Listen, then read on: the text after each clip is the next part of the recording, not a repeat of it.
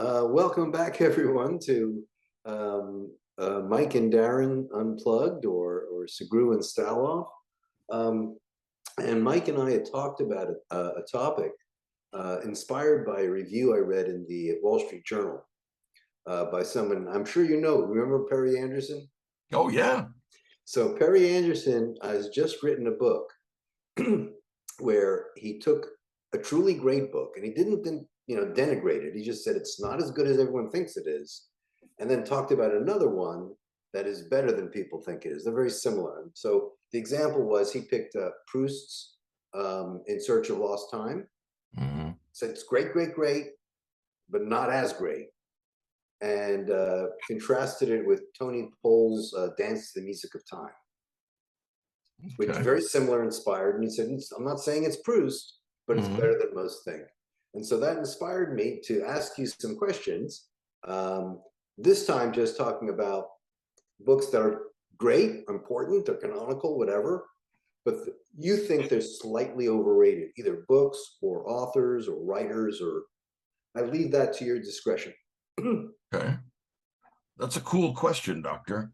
Uh, it reveals so much about your intellectual geography internally, uh, what you think is overrated. And it's very delicate of you to say, well, they're really great and important and all, but maybe they're a little more. I don't think that. I think there are some really crappy books also Okay. that are touted as being great.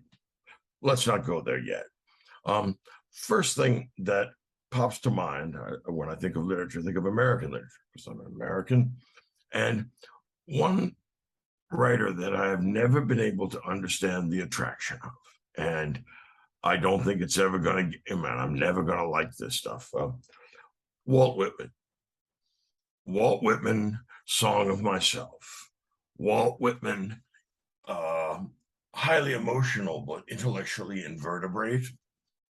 So this giant lyrical shellfish has washed upon the shores of America. Myself, I was never taken with it. Even when I, started reading this when I was in high school, I just said, why should anyone like this? And I still am a little bit at a loss to understand why anyone would advocate Whitman. I know that your friend, Mr. Rorty, Professor Rorty, used to think really highly of Whitman, and that, of course, would prove my point, right? But we'll go there some other time. I'm looking for things I think are overrated. I think Whitman is overrated. Okay. I just hope many people enjoy it. No, it's an interesting choice. I mean, he is celebrated for, Leaves of Grass, for being the poet of American democracy. He was part of Young America, of the Jacksonian movement. But fair enough. I mean, The taste. people, yes. On a similar vein, picking an American who very important, but I think overrated personally. A novel, The Great Gatsby, that never struck me as the great American novel. I think it's a very good novel. It's a very interesting novel. Yeah. But it just doesn't strike me as, to me, he's writing at the same moment as Edith Wharton and William Faulkner. Yeah. So I just don't see it. I mean, I think he's very good. To me, he's like Hemingway. He's really good. He's not everything people seem to think he is. Though it may be that, I need to reread it. I haven't read it in about 2 or 3 years, and maybe if I did, but it never, and maybe it also suffers from the fact that they make dreadful movies about it. Well, of course, is that, yeah. Yeah, I mean, that does Don't John. hold that accountable. I mean, there are interesting things in the book. I mean, he does actually tell Jay Gatz is at the center of everything, not only his life, but of the Chicago Black Sox scandal, which is fun and interesting, and bootlegging and all that kind of stuff. But that one never really. I mean, I guess that's my Whitman. Well, I agree with you in that sense. My daughter, Fitzgerald, is her favorite American author, maybe her favorite author. That's Pamela. And, she's often argued the virtues of all of Fitzgerald to me. And, Maybe it's a generational thing. Maybe it's being a part of a Geist. I don't know, but it's never really appealed to me. On the whole, apart from Moby Dick, uh, American literature, I can kind of take it or leave it. Oh, Okay. also, you have to bring in uh, the Belle of Amherst, Emily Dickinson. But Uh-huh. if you have Emily and you have Herman, you're good. All All right. right. Uh, Another example of one that I think is overrated is Edgar Allan Poe. Okay. The Gothic short stories become a little tedious. Um, I think this is uh, a stylistic upgrade from H.P. Lovecraft, but the same kind of uh, ultimately uninteresting horrors. Think of The Pit and the Pendulum or The Cask of Amontillado getting walled in, and people doing all these messed up things to each other, and the feeling of fear and terror and despair. Okay, I pretty much got it. You're a romantic. Good, we're good to go. Look, I like some of Poe's poems. Uh-huh. Quoth the Raven, nevermore. I mean, there's so Yeah. many situations which that's the the proper caption. Uh, Also, the extended poems like Annabelle Lee. He's got a sense of the music in American English, but I myself don't care for it all that much. Okay. I mean, I have actually come to like it more than I used to. I'm not an immense fan of it, but I recently read just the collected works, and some of the essays are interesting. I also got the sense that what I appreciate now about Poe that I didn't before when I first read him was what an incredible contrarian he was, Mm. and that you mentioned your feelings about Whitman, and Whitman was the taste of the moment, and the horror of Poe, I think, is meant to be a response to that and to the Dial and to all of the. As you say, he's a romantic, but you've got the sweet romantics. I sing the Mhm. body electric. Then you've got the dark romantics, and Yeah. that's Melville. And I think Poe may be a bit histrionically, but give the devil his due. He did invent the detective story. Yeah. You know, um, the 19th century Marilyn Manson kind of stance. All right. It just gets to be a bit much for Okay, me. right. Um, let's move out of American. Okay. Something that I don't know if it's overestimated. I think it might be, but I can't tell because we don't have anything or very much text to talk about.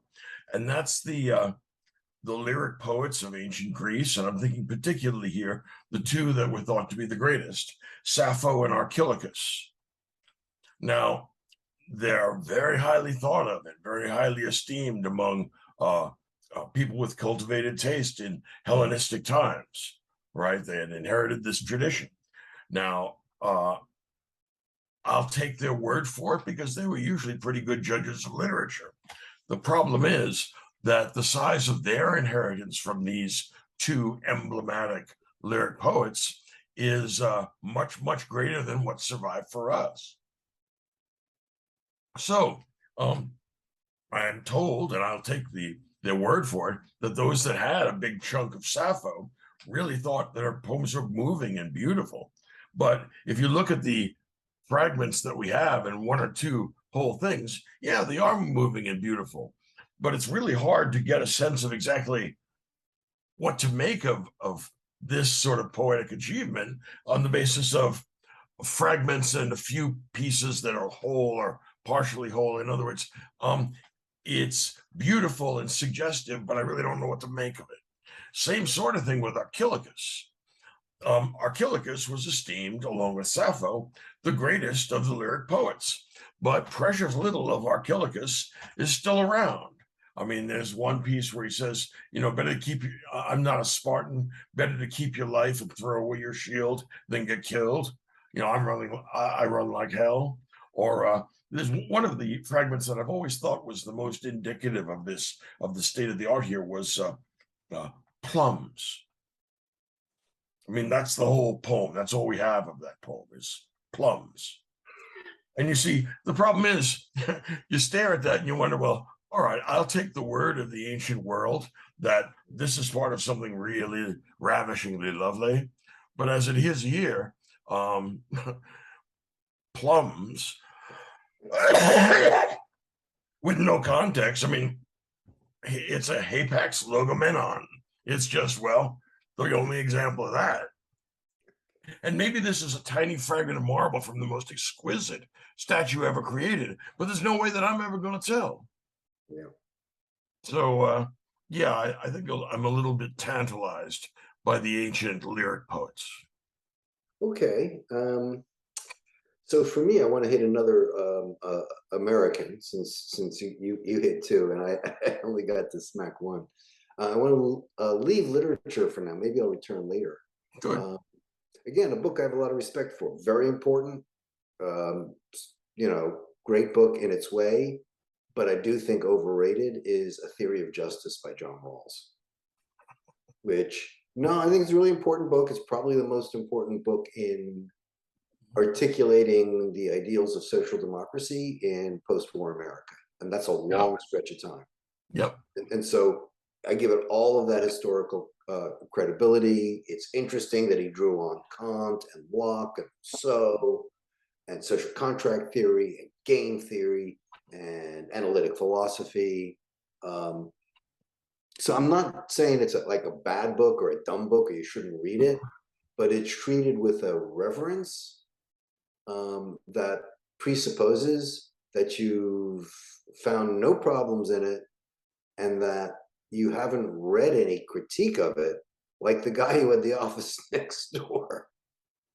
I mean, after I read Anarchy, State, and Utopia which was the answer to it by Nozick, it's like, at some point, you've got to answer some of those critiques. And some of the, I mean, it's not that the whole thing is useless, but there's some things that, and I think it's actually had a deletory effect because it's been so widely respected that people mouth its locutions without doing the analytic work of actually examining. So one of my favorite, and this is, I mean, Nozick had a great time with this one. I mean, have you ever read that book? Yeah, I've read them both. Yeah, so he's straight out of Brooklyn, and he's completely irreverent. And every time that Rawls starts talking about the need for redistribution, he's like, "What's this redistribution, kimosabi?" If the word redistribution means anything, it means that there was an initial distribution. Tell me, John, when was that initial distribution? Because no one gave me the memo and I didn't get anything. So that's predicated on a belief that all wealth is manna from heaven and it falls where it falls, as opposed to, well, the wealth was earned. And if the wealth is earned, you can't redistribute it because it wasn't distributed. All you can do is take it, which some people might call theft. Now, he may have had a really good answer to that, but I never heard it. And the fact that, again, it's not to knock the book, but to say this was the final word, when that's just one of like 30 things he brings up, that's not, the reverence for that book has not been good for our high cultural life, I think. We should continue to embrace it, but in a critical way, I think.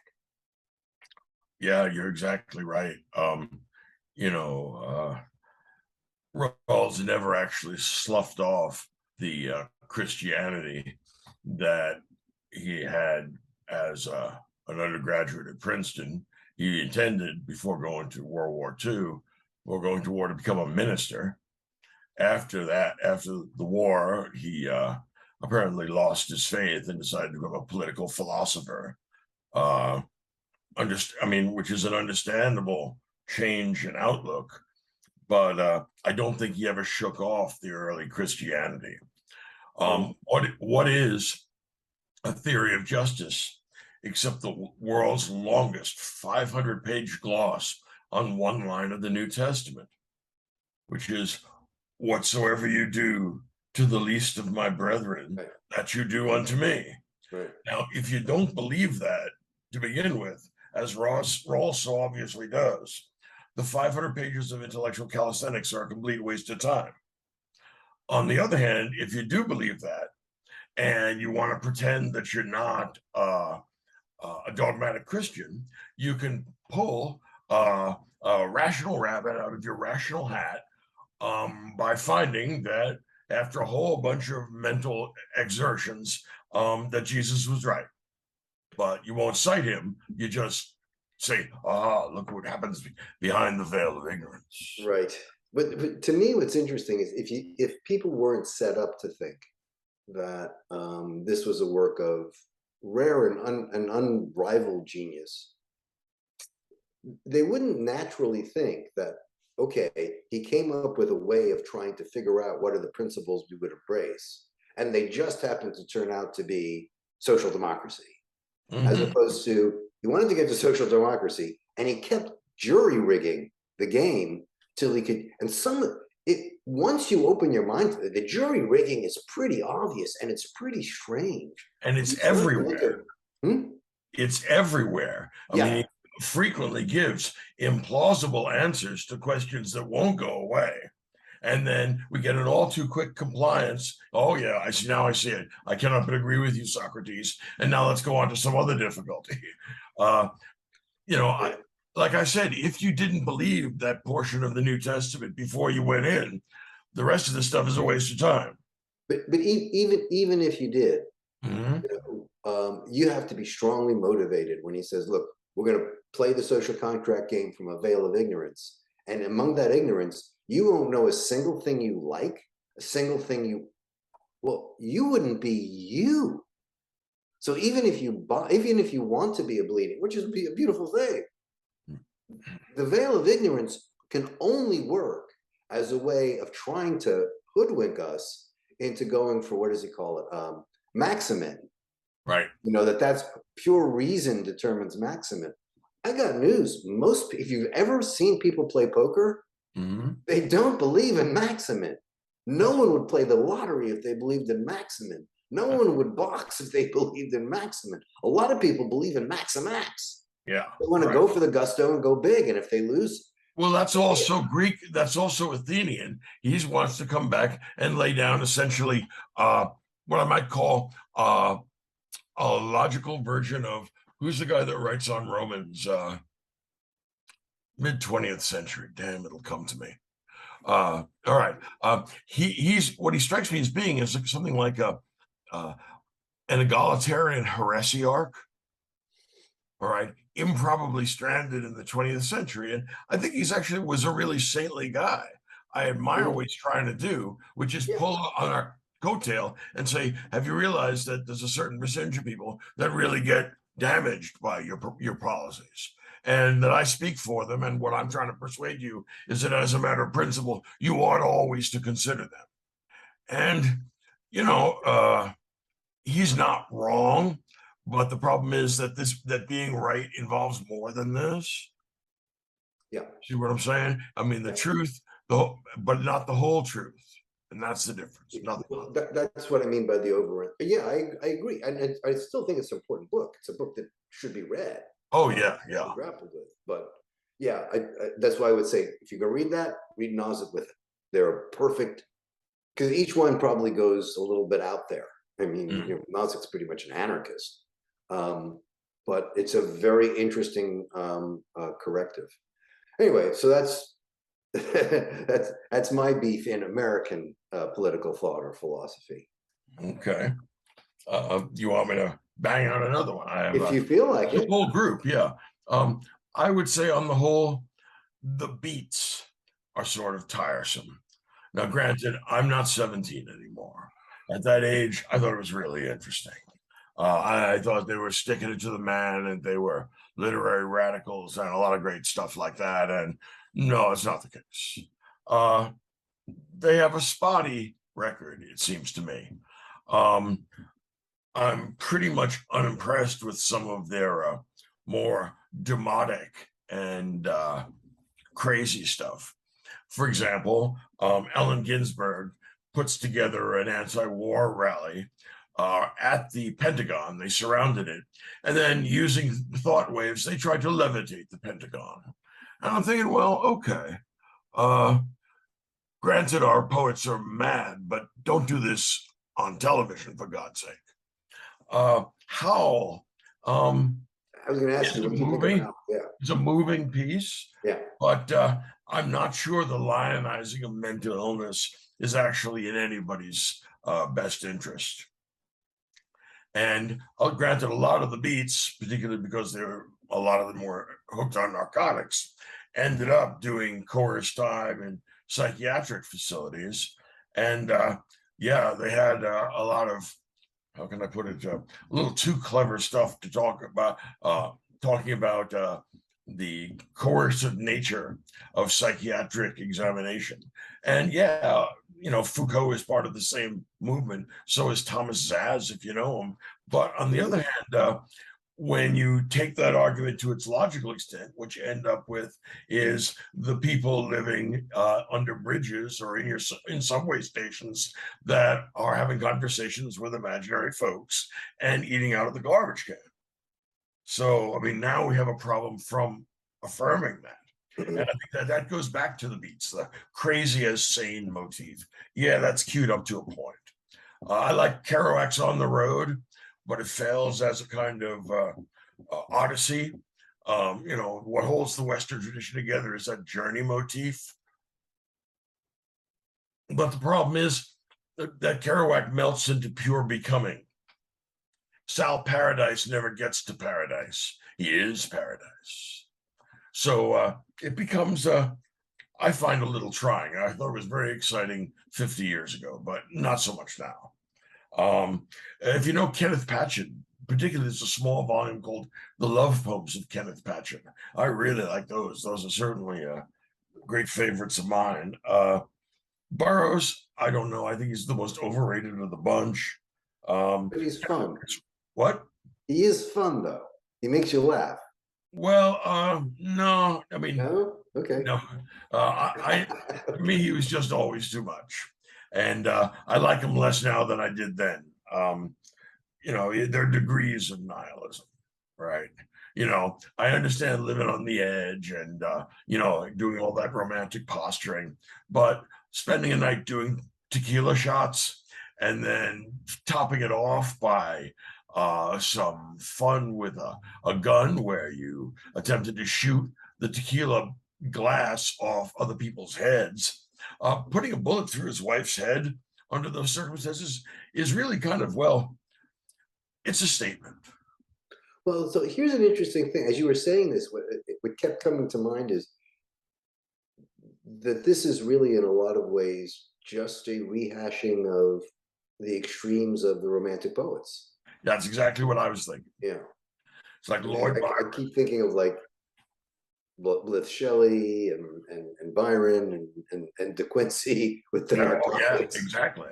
Yeah, very much. Yeah, the idea is to stand out from bourgeois society, and yeah, I mean, having people do something that's pretty close to Russian roulette.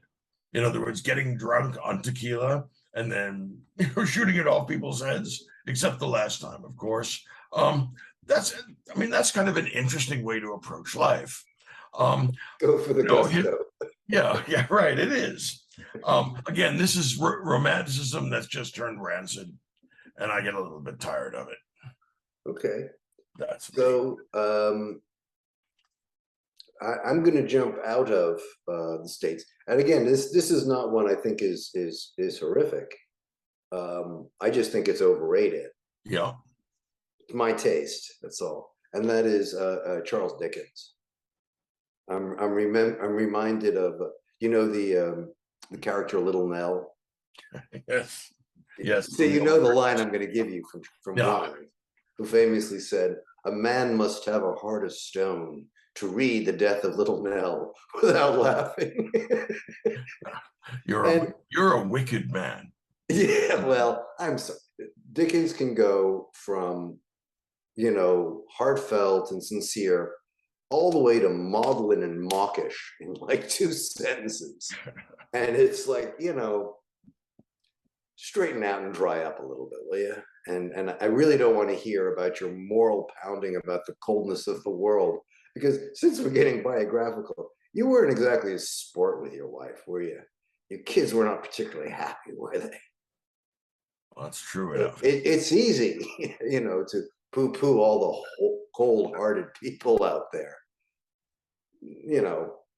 I'm sorry. I look at contemporaries. I read that, and then, some of them are great. Copperfield's great. We did Hard Times recently. Incredibly important book. And I think that's his best because it's the shortest. I think you may be right. Though my wife insists that it's like Little Dorrit. Okay, whatever. But if you just want to be upbeat and tell happy gentry stories, Yeah. I go with Trollope. If you're interested in exploring the crises of the soul and the dark niches, I'll read Madame Bovary. Okay. And I don't think choices, not that Dickens is bad, but Bovary the style is overwhelming. Yeah. It is beautifully written, and the downfall into confusion, the self-hypnosis, it's a very powerful psychological portrait. You talked about, literature that, is happy and upbeat. And, for that, I like a set of short stories called Life's Little Ironies by Thomas Hardy. I've read, what is it? Jude the Obscure. And yeah. I've never heard Because of We Are Too Many, MENY, the Jude hangs himself. Yeah. The 9-year-old child realizes that there's not enough to eat.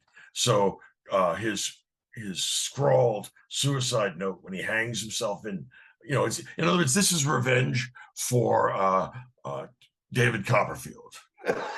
Please, sir, I want some more. Hardy Thomas Hardy doesn't want to hear this. He says, look, I'm going to have the 9-year-old commit suicide, and then there'll be a one-line suicide note, because we are too many, MENY. And then you are. So now that when I want to sit back and have, unicorns and rainbows, I'm always thinking something titled Life's Little Ironies by Thomas Hardy, who is a first-rate twisted individual. Yeah. His realism is so nasty. Yeah, I didn't mean to suggest that Dickens is all rainbows and not for. Oh, no, it's not. Right. No, it's just that he's very, how should I put it? Very sentimental. Yeah, there's a moral core to the universe. Yeah. For him. And it's really obvious. And the characters are either easily seen as good or bad. There's no complication here. Little. You're right. Right. No, occasionally, that's what's great about Hard Times is the character of Thomas Gridegrind actually learns and improves. That's right. But the caricatures of the bad guys, the union organizer, Mr. Bounderby. Mr. Bounderby, and the rake who tries to seduce. It's an updated medieval morality play. Yeah, without the great passion. The passion is shrunk down to I forget the guy's name with the greasy hair, the hero, who dies tragically, falls in the pit of despair. Oh, that's Tom. There we go. Yeah, it's all a muddle. It's all a muddle. Yeah. So let's see. I'm not hitting the things I really think lowly of, because I wouldn't bother to give them airtime. But things I like that about you. Yeah, but things that I think are really good, but not as good as people say. I haven't read his whole oeuvre, but I've read about 3 or 4 novels, and Philip Roth ain't all that. I'm from New Jersey. I like Newark, but he's not all that. Portnoy's Complaint is at the same time as a Confederacy of Dunces. Are you kidding me? Are Fair you enough. are you looking at me in the eye and kidding me? Fair enough. And American Pastorals at about the same time as, I'm going to guess, A Frolic of His Own, or what was that other one? The Take Off a Family. I don't. Yeah, Fat Foster Wallace. Oh, now you're gonna. Yeah, it's yeah. You're starting to earworm me, not mind. This is horrible. Yeah, What was it? both of us are really old and have heads like Swiss cheese. Yeah. Yeah. What was the name of that novel about Hal? About the entertainment. Oh, Infinite Jest. Yes, that's right. Right. Infinite Jest, right, from the graveyard scene. Yeah, that's right. That's right.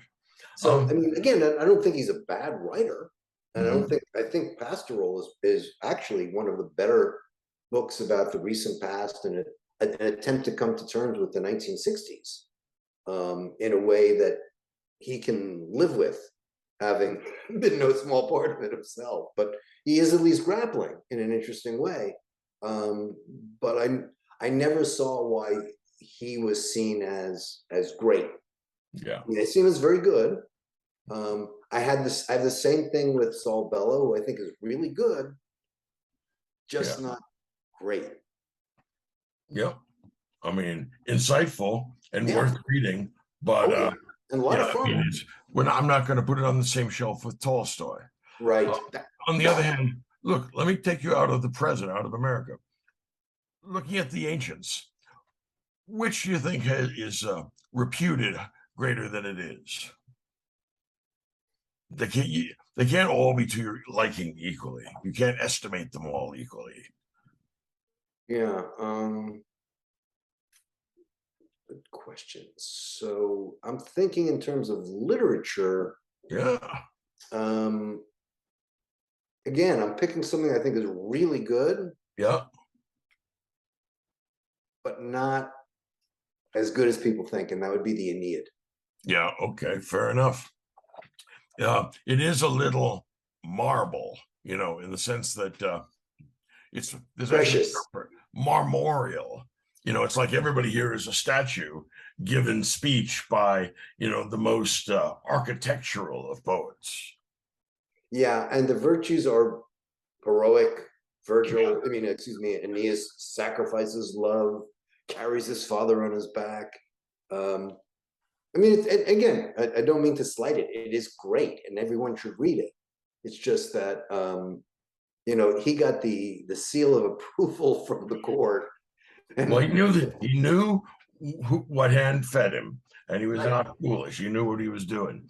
And look, you saw the whole book talks about Stoic virtues, while he himself is an Epicurean, which I thought was a really cute move, because pietas, the new Roman virtue, the obligations you have to the ancestors and to the future generations, that connects you through in a project that is ordained by the gods or fate or whatever's going on here. He knows how to do state worship, and he knows that that's just what Augustus wants. So it's understandable that he would be so favored by the newly emerging empire, right?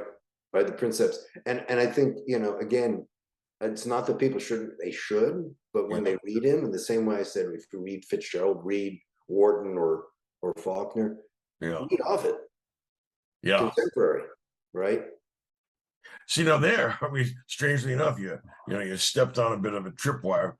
Ovid, I've always found tiresome, in the sense that the thing that's usually described that as his greatest writing are the Metamorphoses, and I find these a little dull after a while. I mean, it's the same story again and again, and I'm sure there's some interesting stuff implicit here about the nature of the self, and continuity over time, and what's it like to be a tree and stuff like that. What I prefer actually is Ovid's Art of Love. And of course, when I was young and learning Latin, this was a book that was forbidden because, of course, this would ruin your morals. It's a seduction manual. and he's really good. In other words, he's not quite at the level of Castiglione, but Castiglione is borrowing from Ovid's Art of Love in the courtier.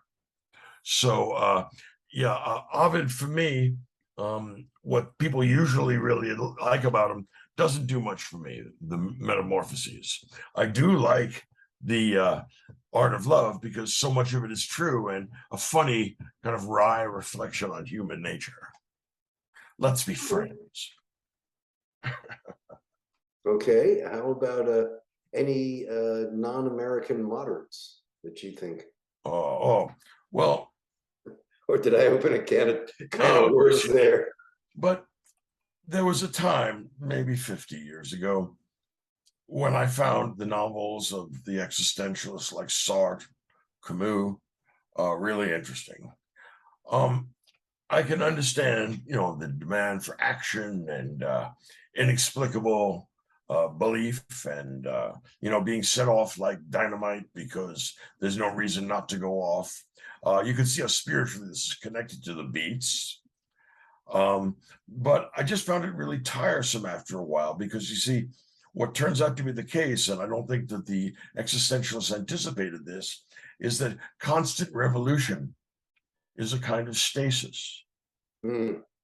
So when you're constantly transforming yourself dynamically, like one of the Italian futurists, but here you're doing it by darkly looking at your own nausea and at the meaningless of life and all the rest of this stuff. Really, you don't need this many pages to tell us about this, and you don't need to tell us so many times. I understand that you're forlorn, but you have to understand that people's tolerance for your whinging is really limited. Okay. Yeah.